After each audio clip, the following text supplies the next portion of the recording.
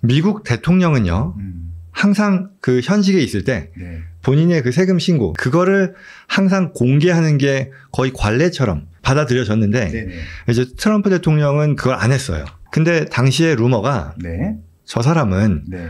어마어마한 거부이고 돈을 많이 버는데도 불구하고 네. 세금을 안 낸다는 그런 소문. 저는 이제 앞서 말씀드린 것처럼 세법을 전문으로 하는 그런 변호사로서 대충 예상을 했어요. 네. 아마도 안 냈을 것 같다. 안 냈다면 이런 방식으로 했겠다라는 그런 생각을 했어요. 그렇죠. 또.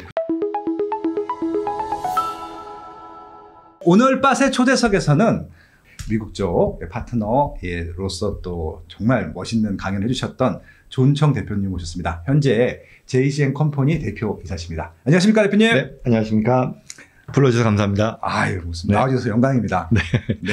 준비하신 내용들이 있다는데 어떤 거 좀 말씀해 주실 예정이세요? 이런 것 같아요. 지금 우리 소장님께서 네. 뭐 미국 부동산을 말씀을 해주셨는데 네. 제가 오늘 말씀드리는 내용은 글쎄요, 이게 부동산 투자라고 했을 때 네. 이게 시장이 갖는 매력도 있겠지만 또 시장이 갖는 매력이라는 거는 뭐 어떤 종류냐, 뭐 주거냐, 상업용이냐, 그리고 또 지역에 따른 뭐 이런 것들이 있을 텐데 네. 그 얘기보다는 네. 뭐 그에 대한 의견도 제가 물론 있긴 하겠습니다만 그보다는 미국이라는 나라가 제공하는 어떤 제도상의 혜택, 아. 투자 환경, 와. 예. 그런 것들에 대해서 얘기를 하고 또 더 네. 나아가서 이러한 제도적인 혜택이라고 하는 것이 쉽게 어떤 거부들만의 전유물이 아니라 미국의 일반 중산층, 일반 투자가들도 충분히 활용할 수 있는 아이디어라는 것. 더 나아가서 네. 한국에서 미국 부동산에 관심을 가진 분들 또한 그러한 혜택을 온전히 대체로 다 같이 누릴 수 있는 그런 내용이다라는 것을 좀 전달하고 싶어요. 우리 트럼프 황제님께서 아, 500만 불 갖고 와라 이래가지고 500만 불 갖고 갈 사람들이 누가 있을까? 나 걱정했는데 아. 그 정도 없어도 일단 미국 투자 가능합니까? 미국 투자 지금 이 트럼프의 그 500만 불은 예. 최근 나왔던 2월 달이었었죠. 그 예. 골드카드 관련된 얘기인데 골드카드죠. 네. 그게 어떻게 될지는 사실 아무도 모릅니다. 여전히 뭐 오늘 그 얘기를 주로 하는 건 아니겠으나 맞아. 네. 투자 자체는 500만 불까지 필요한 건 전혀 아니죠. 알겠습니다. 오늘 한번 희망을 갖고 한번 이야기 네. 들어보도록 하겠습니다. 네네. 하면 시작을 하자면 마침 이제 트럼프 대통령을 말씀을 해주셨는데요. 네. 예전에 이런 게 있었어요. 그 트럼프 2기지 않습니까? 이기죠. 근데 1기 정부 때 네. 한참 그때는 뭐 1기 정부 들어서기 전에 뭐 대통령 후보 토론회 할 때도 나왔었던 건데 네. 미국 대통령은요 항상 그 현직에 있을 때 네. 본인의 그 세금 신고, 미국은 다 각자 세금 신고를 하거든요. 뭐 급여 생활이건 뭐건 다 하는데 그거를 항상 공개하는 게 거의 관례처럼 받아들여졌는데 네네. 이제 트럼프 대통령은 그걸 안 했어요. 세금 신고서를 공개를 안 했어요. 뭐 공개를 해야 되는 게 의무는 아니니까. 의무는 아닌데. 그러나 뭐 네. 어떤 나라의 가장 총책임자로서 이런저런 네. 것들을 뭐 보여주는 게 관행이었는데 안 했던 거죠. 근데 당시에 루머가 네. 저 사람은 네. 어마어마한 거부이고 돈을 많이 버는데도 불구하고 네. 세금을 안 낸다는 그런 소문. 그게 뭐 후보 연설 또는 후보 토론회 할 때도 그때 당시에 힐러리 후보하고 얘기할 때도 그런 얘기가 막 회자되기도 했었고. 네네. 그러던 것이 이제 퇴임 이후에요. 2021년 정도였을 겁니다. 그때 네. 그 의회의 상하원의 결정으로 트럼프 대통령의 그 세금 신고서가 공개가 됐어요. 그 지난 한 2013년부터 18년, 19년 뭐 이렇게 한 6년 이상의 그 세금 신고서가 공개가 됐는데 네. 공개되기 전에 다시 한번 그게 그 전체 뉴스에 다루어졌던 것이 네. 똑같은 얘기예요. 저분은 세금을 안 냈다더라. 어떻게 될까? 이런 얘기 다들 뒤숭숭한 가운데 네. 저와 같은 저는 이제 앞서 말씀드린 것처럼 세법을 전문으로 하는 그런 변호사로서 대충 예상을 했어요. 네. 아마도 안 냈을 것 같다. 아마도. 그리고 안 냈다면 이런 방식으로 했겠다라는 그런 생각을 했어요. 그렇죠. 또 그쪽 전문가이기도 하시니까. 네, 그래서 거기까지 일단 얘기하고 네. 일단 조금 오늘 말씀드릴 얘기를 하고 그다음에 이어서 또 해볼까 합니다. 어떤 게 있냐면 이건 그냥 미국의 일반인이라고 할게요. 네. 그러니까 이게 확대가 되면 한국의 투자자까지도 이어지겠습니다. 일단 미국의 일반인이라고 할게요. 네. 여기 보면 길동홍, 홍길동 씨예요. 홍길동 씨가 46세이고 네. 이분이 뭐 비즈니스 인컴이니까 뭐 사업 소득이라고 하죠. 그렇죠. 밀리언이니까 뭐 10억, 뭐 그냥 환율 좀 단순하게 해서 1대 1000이라고 하면 네. 10억을 벌어요. 그러면 이분이 소득세 뭐 40%를 내는 사람이라고 칠게요. 네. 그러면 이분 그냥 실제로 뭐 소득세 내고 나면은 60만 불, 6억이 남는 거잖아요. 네. 뭐 좋은 거죠. 굉장히 큰 돈을 버시는 건데 네. 뭐 이거는 공 하나 빼도 상관없이 이런 네. 게 적용이 되겠죠. 네. 그런데 이분이 아무것도 안 했을 때 이렇게 되는 건데 그렇죠. 그게 아니라 부동산 투자를 해요. 미국에서. 네네. 미국의 생활인으로서 급여 생활 사업 소득이 있는 사람이 부동산 투자를 했을 때 이게 얼마나 큰 혜택을 누리게 되는지를 보여드리려는 거예요. 이분이 100만 불을 벌었단 말이에요. 근데 이거를 낭비하지 않고 고기 사 먹는 데 쓰지 않고 네. 이거를 잘 가지고 있으면서 돌아서서 투자 부동산을 샀어요. 근데 네. 보통은 뭐 한국도 그렇지만 미국은 특히 이제 이 대출을 받는 게 굉장히 일반적인 그렇죠. 레버리지를 활용한단 말이에요. 네, 맞습니다. 그래서 뭐 지금 뭐 미국도 금리가 많이 오르긴 했습니다만 사실 한국보다 높은 것 같긴 한데 네네. 그래도 이걸 뭐 그런 것들 감안해서도 이 레버리지로 한 200만 불 100만 불 내 자기 자본에 200만 불 하면은 이 정도는 충분히 현실적이거든요. 충분히 많이들 하거든요. 그렇죠. 뭐 LTV 한 70%만 대출 받아도 그렇죠. 30%가 살 수 있을까? 맞습니다. 그런 얘기잖아요. 그렇죠? 맞습니다. 네. 정확히 맞습니다. 네네. 그래서 이 사람이 300만 불짜리 부동산을 샀어요.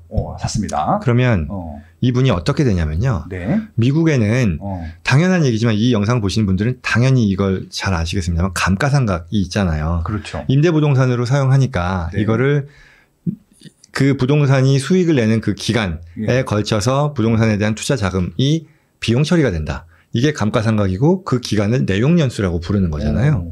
예. 근데 이게 이 미국이 제공하는 합법적인 그런 방식을 활용하면 네. 원래는 감가상각이 한국이 어떤지 모르겠는데 굉장히 길지 않습니까? 네. 부동산이니까 게다가. 네네. 그래서 미국 같은 경우도 이 거주용 부동산은 정확히는 27.5년인데 뭐 30년이라고 하고 그다음에 상업용은 39년인데 뭐 40년. 40년이 걸리는 거란 말이죠. 네네. 근데 어떤 컨셉이 있냐면 사실 오늘 이 장소만 놓고 봐도 네. 부동산이지만 네. 여기 뭐 전선이라 아니 저기 저 전구라던가 아니면 에어 컨디셔닝 이런 시스템이라던가 이런 것들은 부동산이라기보다는 네. 동산의 성격으로 간주할 수도 있거든요. 그래서 예컨대 부동산을 300만 불을 주고 샀으면 네. 이거를 전체를 물론 땅 빼고 네. 나머지를 다 이 부동산으로서 30년 40년 동안 감가상각하는 게 아니라 네. 그걸 다 컴포넌트들을 발라내서 네. 동산 성격의 것들을 동산으로 잡은 다음에 네. 미국 세법에는 동산은 이걸 5년, 7년, 10년의 감가상각을 하는데 네. 더 나아가서 보너스 감가상각이라고 해서 이거를 한 해에 다 당겨서 할 수가 있어요. 야. 보통은 제가 이 정도 깊이 있는 얘기를 일반인들 대상으로 안 하는데 네. 이 영상을 보시는 분들의 수준이 충분히 높으실 거라고 생각해서 맞습니다. 여기까지 얘기한 건데요. 부동산을 300만 불 주고 샀는데 네. 상당 부분을 동산의 성격으로 내가 리클래시파이를 하고 동산으로 해당되는 것들은 내가 감가상각을 가속상각으로 빨리 할 수 있게 된다는 거예요. 네네. 그래서 이 컨셉을 쓰면 아주 거칠게 얘기하면 네. 300만 불을 내가 투자했는데 예. 그중에 여기 1.2mm니까 거의 한 40% 정도를 네. 단기에 비용 처리할 수 있게 돼요. 그럼 결국은 그 말은 네. 나는 이 홍길동 씨는 예. 사실 내가 한 거라고는 예. 난 투자 부동산을 샀을 뿐이지 네. 내가 어디에 지출하거나 소비하거나 그런 게 아니잖아요. 그렇죠. 뭐 자산을 산 거란 말이에요. 근데 네. all of a sudden 갑자기 서류상 손실이 생긴 거예요. 네. 페이퍼로스가 생긴 거예요. 그래서 네네. 그걸 활용해서 이분이 100만 불 벌었잖아요. 네네. 그 100만 불을 줄이는데 썼어요. 그러면 이제 net loss라고 하죠. 그러니까 네네. 손실로 20만 불이 남는 거잖아요. 그렇죠. 그리고요. 이분이 당연히 300만 불의 투자 부동산이니까 네. 임대소득이 있잖아요. 그렇죠. 월세가 들어와야죠. 그렇죠. 월세가 네. 들어오는데 뭐 네. 이거를 300만 불짜리 부동산에서 우리가 보통 뭐 영어로 캡레이트 뭐 이렇게 얘기하면서 그렇죠. 수익성을 네. 대충 뭐 2%라고 하면 뭐 어떤 경우에건 아주 무모하거나 아주 뭐 좀 과장된 건 아닐 거란 말이죠. 네네. 그러면 6만 불 정도를 번다라고 할 수 있겠죠. 네. 그러면 이 6만 불도요. 아까 여기 있는 20만 불을 통해서 공제가 되잖아요. 네네. 그러니 이분은 실제로는 내가 부동산 투자를 한 건데 돈을 벌어서 네. 레버리지를 통해서 돈을 벌었는데 네. 내 사업 소득도 비과세, 임대 소득도 비과세 네. 이런 상황을 만든 거예요. 예, 예. 실제로 이렇게 할 수 있습니다. 물론 이 성격을 설명해드리기 위해 좀 더 과장된 부분이 있겠으나 그렇죠. 컨셉이 숫자를 그렇습니다. 딱 맞춘 거니까 일단. 예. 자, 그러면 이분이 이거를 5년 동안 반복한다고 치면요. 네네. 아무것도 안 했을 때는요. 네. 똑같죠. 뭐 어렵지 않죠. 60만 불 번 거 5년 곱하니까 300만 불. 300만 불. 물론 굉장히 큰 돈이긴 한데 그렇죠. 비교를 해보자라는 거죠. 네. 그러면 이분은요. 앞서 1년 차에 했었던 과정을 네. 5년 동안 반복하는 거예요. 네. 그러면 당연한 얘기겠지만 300만 불짜리 부동산이 5개가 생겼으니 네. 1,500만 불이 되겠죠. 그렇죠? 네네. 아니, 물론 뭐 네네. 1,000만 불은 그 중에 레버리지예요. 네네. 그리고 그 다음에 매년 30만 불의 음. 임대소득이 생기겠죠. 와. 그렇죠? 네. 그리고 여기서 부동산의 자산가치 상승이라는 건 모두가 공감하는 그런 또 성격이잖아요. 그렇죠. 그럼 이제 1,500만 불에서 에코티가 인크리스 한다라는 표현이 자산가치가 올라가니까 네. 또 더 재투자할 수 있는 그런 기능도 생길 것이고요. 음. 자, 그러면 여기까지 오면 네. 이제 수준이 높으시기 때문에 이 질문을 하실 거라고 생각해요. 자, 그러면 그래, 부동산에 내용연수 동안에 원래는 감가상각을 하는 건데 그래, 빨리 감가상각하는 것까지 이해했어. 네. 하지만 그거는 타이밍 디퍼런스잖아. 시간의 차이일 뿐이지 네. 이게 영구적으로 내가 혜택을 보는 건 아니잖아. 그렇죠. 라고 생각할 수 있잖아요. 그러면은 네. 결국 그 말은 또한 이 임대부동산이라는 것이 계속해서 끌고 가는 게 아니고 네. 이거를 팔게 되는데 네. 팔게 되면 네. 감가상각을 한 것의 그 부분만큼은 결국은 양도소득이 늘어나는 거 아니냐. 그렇죠. 그렇죠? 예. 구입 원가가 낮아진. 그러니까요. 원가를 그만큼 낮추게 되니까. 거니까. 그러니까 또는 가치가 또 올라갔으니까. 네. 그만큼에 대해서 또 양도소득이 발생하는 거잖아요. 그렇죠. 또 시세 차익이 더 나는 거니까. 그렇죠. 네. 그러면 300만 불짜리가 뭐 200만 불 또는 뭐 100만 불로 줄어드는 것도 있고 거기에 그 300만 불이 더 늘어났으니까 400만 불, 500만 불 되니 와, 이거는 양도소득 나중에 장난 아니겠네. 네. 이렇게 생각할 수 있지 않습니까? 그렇죠. 어떤 게 있냐면요. 미국 세법에는요. 네. 1031 like kind exchange라는 게 있어요. 아, 이거 뭐 용어는 많이 용어는 아직- 들어봤는데 많이 들어봤어요. 예, 근데 네. 뭐 일단 10이 뭐고 31은 뭔지 모르겠어. 갑자기 베스킨 안 되겠다. 이런 무리수를 너무 편하게 주셔가지고 그렇죠. 네네. 아, 네. 근데 네. 이 1031이라고 하는 세법 조항입니다. 네네. 연방세법의 조항이라서 네. 1031을 얘기하는 건데요. 미국 부동산 하면 항상 나오는 것 같아요. 네, 맞습니다. 1031이. 맞습니다. 이게 뭐냐면 네. 간단하게는 어떤 투자 부동산을 네. 내가 재투자하는 데 있어서의 혜택인데요. 오. 내가 부동산을 팔아서 네. 발생하는 양도소득에 대해서는 네. 그 매매가액을 네. 돌아서서 네. 다른 투자 부동산을 사는데 쓰면 네. 물론 일정한 요건은 필요합니다. 뭐 기간의 요건이라든가 이런 그렇죠, 것들이 그렇죠. 네. 그것만 충족하면 네. 첫 번째 부동산을 매각했을 때 발생하는 양도소득을 네. 과세하지 않고 2월하게 해주는 그런 혜택입니다. 일단 비과세는 아니지만 2월. 그렇습니다. 당장은 돈을 안 내도 된다. 맞습니다. 오. 그러니 지금 예를 들어 여기서 네네. 홍길동 씨가 네네. 처음에 부동산 A를 10만 불 주고 샀어요. 네. 근데 이게 가치가 100만 불로 올랐어요. 10배가 올랐네. 뭐 예를 들어서. 네, 그렇죠? 템버거네, 템버거.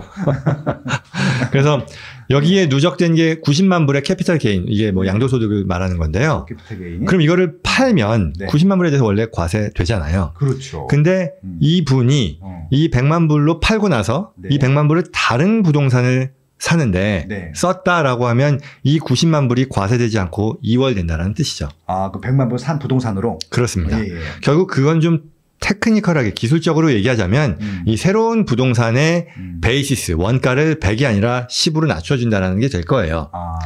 아무튼 뭐 그런 식의 것들이 있어서 네. 결국은 지금 얘기하는 거는 홍길동 씨가 원래 샀는데 네. 그거를 팔아서 나중에 네. 원래 내가 처음에 가속 상각을 통해 누렸던 그런 혜택들을 다 잃어버리는 거 아니냐라고 했을 때 네. 왜 양도소득을 세금을 내야 되니까 그렇죠. 그게 아니라 이거를 계속해서 2월 할 수 있다는 걸 보여주는 거예요. 아. 그렇죠? 네. 그럼 지금은 이제 이분이 양도소득을 계속 2월 하는 거예요. 언제까지 계속 할 수 있어요. 이 부동산 또 팔고 또 팔아도 네. 계속해서 재투자하는 한 이 양도소득은 계속 늘어나면서 2월이 되겠죠. 그렇죠. 그러면 이제 또 여기서 이 고민을 하겠죠. 뭐냐면 이거는 그래 2월이라며 면제가 아니잖아. 그러면 언제 구간에 풍선은 한번 터질 텐데. 이분이 노인이 됐어요. 홍길동 씨. 이제는 노인이 됐어요. 막 10만 불에 샀던 게 막 다 좋은데 노인이 됐어요. 근데 이만큼이 쌓여 있잖아요. 쌓여있죠. 야, 이거를 그러면 내가 한 번은 터지는 거 아니야? 라는 건데요. 네. 어떤 규정이 있냐면 네. 또 스텝업 베이시스라고 하는 컨셉이 있어요. 오. 이게 뭐냐면 네. 이분이 간단히는 네. 팔지 않고요. 네. 이거를 상속을 해주면 네네. 그 상속된 부동산을 돌아서서 네. 그 상속받은 자녀들이 팔 때에는 네. 그 원가가 스텝업 된다는 뜻이에요. 오. 자, 그러면 앞서 야. 10만 불에 예. 부동산을 샀는데 네네. 100만 불에 팔았잖아요. 네네. 팔고 나서 또 100만 불짜리 샀잖아요. 네네. 근데 이게 계속 반복됐어요. 예. 그래서 사망 시점에 200만 불이 됐다고 쳐요. 오. 1000만 불이어도 상관없어요. 네네. 뭐 200만 불이면 지금 190만 불이 누적된 거 아닙니까? 그렇죠. 근데 이거를 이분이 계속 끌어안고 있다가 상속을 해준 거예요. 네. 그러면은 상속받은 자녀들이 네. 이걸 돌아서서 팔겠죠. 네. 200만 불에 팔 거 아니겠어요? 그렇겠죠. 왜냐면 그게 마켓 밸류니까. 그러면 이들이 소득세를 얼마 내느냐? 얼마네요? 0이다. 이해가 안 되는데 어떻게 그럴 수가 있지? 그러니 예. 결국은 그만큼 이거를 좀 차분히 스텝백 해가지고 생각해보면 네. 홍길동 씨는 본인이 번 돈을 네. 세금을 내야 되는데 그거 아껴서 네. 돌아서서 레버리지로 투자 부동산을 샀어요. 거기서 페이퍼 로스를 일으켰어요. 네. 그걸 가지고 나의 소득들을 다 비과세로 만들었어요. 예. 그렇게 해서 누린 혜택들이 이만큼이나 커져서 언젠가 터져야 될 텐데 네. 그거를 상속해 줌으로써 그게 다 사라져 버리게 된 거예요. 여기서 궁금한 질문. 예. 상속세 안 내요? 그것도 굿 포인트인데요. 예. 이거는 상속이 아닌 소득세에 대한 얘기인데 예. 상속은요. 일단 두 가지가 있는데 첫째, 미국에서는 네. 라이프타임 익셈션이라 그래서 한 개인이 네. 평생에 걸쳐서 네. 증여 상속세 없이 예. 증여 상속세 부담 없이 증여하거나 상속할 수 있는 그 누적액이 있어요. 현행법상 그게 바꿔 말하면 네. 얼마까지 내가 증여하거나 상속하는 거는 네. 증여 상속세 안 내라고 네. 하는 건데 얼마? 한 얼마 정도일 것 같으세요? 미국은 좀 선진국이니까 네. 이심 써서 한 50억. 50억. 예. 어떨까요? Think bigger. 네. 100억? 1,400만 불이에요, 지금. 그 말은 거의 한 400만 불? 환율을 어떻게 하느냐에 따라 예. 170억이 넘는 거죠. 170억, 180억. 한국에서는 주택 상속해서는 세금 낼 사람 한 명도 없어. 그러니까요. 예. 그래서 뭐 이에 대한 역사적인 배경을 얘기할 수도 있지만 네. 뭐 그것도 할 수 있는데 일단 여기서 좀 중심을 알겠습니다. 잡자면 네네. 그게 부부 공동이면요. 네. 보통의 경우 사실 집이 증여 상속하는 거 여기 지금 댓글 있는데 350억 합산으로 알고 있어라라고 말씀하시는 분인데요. 네. 결국은 그 말은 그렇잖아요. 한 가구의 네. 증여 상속이라는 것은 네. 한 제너레이션에서 다음 제너레이션이니까 엄마 아빠가 있잖아요. 그렇죠. 1,400만 불 곱하기 2. 어마어마한 거죠. 2,800만 불이요? 그렇죠. 그러니까 3,400억. 지금 여기 350억이 그래서 나온 얘기예요. 그러니 상속세 맞아요. 하지만 많은 경우 예. 해당되는 게 없고요. 네. 그리고 더 나아가서 여기서의 그림을 좀 더 네. 신경 써서 보면 네. 레버리지 썼잖아요. 네. 자산 가격이 1,000억이어도 네. 또는 100억이어도 네.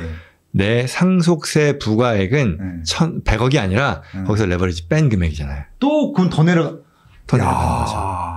순수 원가 말하는 거. 야, 대박. 지금 이 얘기는 예. 제가 이제 미국 내에서 예. 교포들 대상으로 세미나를 할 때 주로 많이 쓰는 컨텐츠. 왜냐하면 지금 사실 1,400만 불이라고 하는 것은 네네. 미국 거주자였을 때 누릴 수 있는 혜택이라서 그렇죠. 그게 지금 한국 투자자는 거기까지 가진 않습니다만 그렇겠죠. 예. 그럼에도 불구하고 굉장히 큰 혜택인 건 분명하니 네. 아무튼 그렇게 됐고 네. 트럼프 얘기로 돌아가는 거예요. 아, 네. 트럼프. 자, 당시에 세금을 안 냈을 것 같은데 네. 안 냈다는 그런 루머가 있는데 네. 근데 저는 그 말이 맞을 것 같은데 그리고 지극히 합법적인 방법으로 그렇게 했을 것 같은데 라고 생각했던 거죠. 답은 맞아요. 그렇게 했어요. 그렇구나. 자, 트럼프 대통령이요. 네. 대통령 되기 전부터 어마어마한 부자였잖아요. 부동산 그렇죠. 개발업자로서 네. 네. 또한 또 방송 셀럽으로서. 그렇죠. 그렇죠. 근데 간단히 얘기하면 이거예요. 엄청나게 많은 돈을 벌었는데 네. 부동산에 투자해서 어마어마한 레버리지를 통해 부동산 투자를 하고 네. 거기서 발생시킨 어마어마한 팬텀 로스라고 하죠. 페이퍼 로스를 활용해서 네. 본인의 기타 소득을 줄이는 데 썼다. 이게 그냥 컨셉이에요. 알고 나면 아주 복잡한 건 아니네. 네. 그리고 트럼프 뉴스를 보고 뭐 월스트리트 저널 이렇게 나왔길래 네. 대단하네 하는데 따지고 보면 미국 사람들 모두가 할 수 있는 방법이거든요. 모두가 하는 방법이기도 하고요. 모두가 하는 방법. 사실 조금 더 얘기해야 될 부분은 근로 활동을 통해 벌어들였던 소득. 네. 그 아까 홍길동 씨의 사례에서는 네. 이분이 100만 불을 벌었는데 네. 기타 소득 지금 임대 활동에서 만들어낸 페이퍼 로스로 네. 줄이는 게 아무나 할 수 있는 건 아니에요. 네. 거기에는 미국 세법상 부동산 전문인이거나 아니면 부동산 활동, 임대부동산 활동에서의 임대소득이 네. 숏텀이어야 된다라는 그런 조건이 있긴 해요. 예, 숏텀. 그래서 그럴 경우에만 이렇게 서로를 없앨 수 있는데 네. 그거 못한다 해도요. 특히나 한국의 투자자라면 네. 미국에서의 이런 과세 대상이 되는 어떤 근로소득, 사업소득은 없잖아요. 부동산 투자만 한다라고 했을 때는 이건 해당이 안 되겠으나 네네. 그럼에도 불구하고요. 이거는 굉장히 큰 혜택이죠. 왜? 네. 내가 벌어들이는 부동산 가치의 상승에 대한 양도소득, 임대소득 이거 비과세로 만드는 건 여전히 유효하거든요. 얼마나 큰 혜택이겠어요. 그러네요. 너무너무 큰 혜택인데. 그래서 이게 앞서 제가 서두에 말씀드린 것처럼 네. 이 부동산 투자를 통해서 어떤 시장이 어마어마하게 좋은 시장이다. 기축통화국으로서 전 세계의 어떤 통화량의 증가를 온몸으로 가장 먼저 받아들이는 투자 이런 얘기를 하는 게 아니잖아요. 그렇죠. 그냥 제도상의 혜택인 거잖아요. 세법에서 제공하는 그런 혜택이고 많은 경우 일반인들도 누리고 우리 같은 외국인 투자자들도 이 1031이라던가 이런 것들 디퍼하고 스텝업 누리는 것들을 할 수 있는 거거든요. 그렇죠. 결국 그런 면에서 미국 부동산 시장의 매력을 네. 평가할 수 있지 않을까라고 생각합니다. 그런 것 같아요. 법이 쉽게 바뀌지 않아요. 아. 예측 가능성이라는 면에 있어서 그거 너무 중요한데. 미국은 이 제도는요. 한 100년 이상 된 제도고요. 이미 100년 전부터 됐단 말이십니까? 네. 100년은 좀 심했나? 하여튼 수십 년 된 제도인 거 분명하고요. 예. 이게 정파가 바뀐다고 또는 뭐 공화당이 된다고 민주당이 된다고 해서 이게 바뀔 일 없고요. 아, 진짜 멋있다. 부럽다. 그리고 네. 부러워요. 그런 성격이죠. 물론 그러고 나니 예. 그 오늘의 주제와는 상관없으나 그 상속세, 네. 그 면제 금액 그거는 조금 히스토리가 있긴 해요. 이게 1,400만 불이니까 어마어마한 거잖아요. 그렇죠. 근데 이게 사실 미국도 뭐 아무리 뭐 부자가 많고 소득이 높다 해도 네.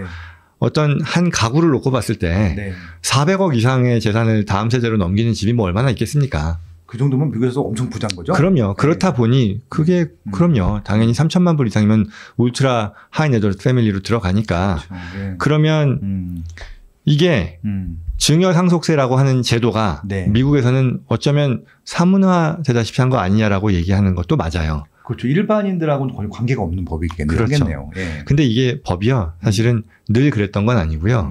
이러한 라이프타임 익셈션이라고 하는 게 네. 2000년대 초까지만 해도요. 네. 100만 불이 채 안 됐었어요. 아, 금액이 커진 거구나. 네, 그러던 것이 야금야금 올라가다가 예. 2017년도 그 트럼프 행정부 1기 이전에 예.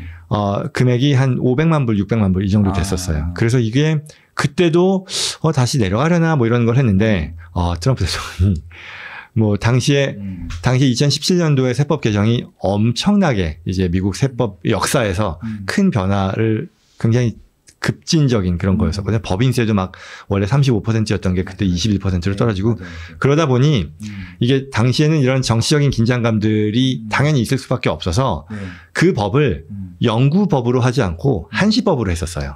그게 또 이게 한시법이 만료되는 게 25년 말이에요. 와, 올해 말. 네. 그래서 굉장히 많은 법들이 이대로 끝나면 과거로 돌아가고. 네. 그런데 이제 또 공교롭게도 트럼프가 한 텀 쉬고 지금 대통령이 됐잖아요. 그것도 무슨 짠 것처럼 그렇게 됐네요. 그래서 지금 저도 이제 저희 채널에서도 그렇고 지금 상하원에서 네. 뭐 지금 뭐 관세나 뭐 이런 것 때문에 주목을 많이 받진 못하지만 네. 2월 달, 3월 달에 이 내년도 세법 개정안에 대한 이 의회 차원의 결의안이 막 나왔었어요. 네. 그래서 거기서 2017년도에 그 세법 개정됐었던 것 만료되는 것들을 다 연장하는데 증여 상속세에 대해서만 말이 없어요. 그래서 이게 의도하는 바가 뭘까? 어쩌면 이게 좀 자산가들이 우려하는 것이 네. 이 면제 금액이 줄어드는 걸 걱정하는데 어쩌면 이 다른 조항들을 다른 내용들을 그 연장하기 위한 하나의 던지는 카드로 증여상속세 면제액을 네. 줄이는 데 동의하지 않을까라는 그런 예상도 하는 것 같아요. 그래서 뭐 그게 어떻게 변할지는 모르겠으나 지금의 뭐 미국 그 의회의 움직임이 그렇다. 누구도 가르쳐 주지 않지만 꼭 해야 하는 일. 나에게 가장 가까이 있지만 멀게만 느껴지는 일. 남들보다 빠르게 시작하는 것이 유리한 일. 내가 하고 있는 일은 내 집 마련과 투자입니다. 교통망, 상가, 입지, 세금, 청약. 나는 이 모든 일을 스마트 튜브 경제 아카데미에서 시작하고 있습니다. 스마트 튜브 경제 아카데미.